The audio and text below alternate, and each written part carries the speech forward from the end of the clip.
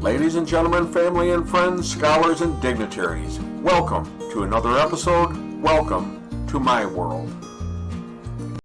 Hello, friends. So, quite a few years ago, there was actually a news story they released every year on the most ridiculous government expenditures that were made for that year. And trust me, some of these weren't just ridiculous, but actually borderline criminal.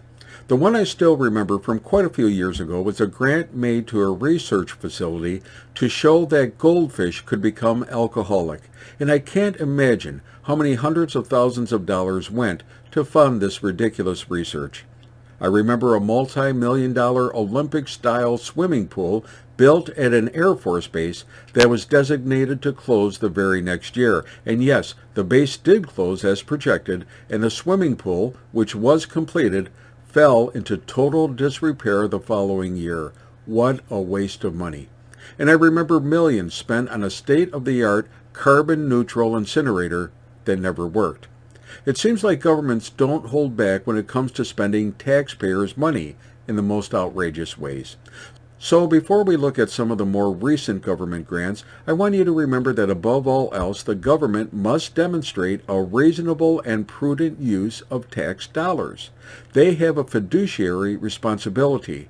You see, this is your money they are taking and giving away to others, and unless there is an urgent and pressing need, and some would argue a critical need, there is both an actual and an inherent ethical responsibility to use tax dollars judiciously, reasonably, and efficiently and effectively, or not at all. In fact, the United States Constitution itself only allows for taxation for specific purposes, to pay the debts and provide for the common defense and general welfare of the United States. And when taken literally, this really doesn't include whims and wishes of our politicians or their pork barrel projects. They truly do not have the constitutional right to tax and spend injudiciously. And I'll give you a very important reason why this is true. At this writing, the United States is $32 trillion in debt. That means we have borrowed $32 trillion to be able to continue to function, to not go into bankruptcy. And that means we borrowed money that our children and our grandchildren are obligated to pay back. And so this is the reason why the government needs to be especially judicious. They are not just spending our money, but the money of our children for generations to come. No, spending is not for pork barrel projects for their constituents. It is not to bring money to your community to garner votes, and it certainly isn't to fund contracts where in some way a flow of money returns to you in some way, shape, or manner. So recently the United States government budget passed, and it contained a few, questionable grants. The National Science Foundation was given a $50,000 grant to find out what makes people fall in love.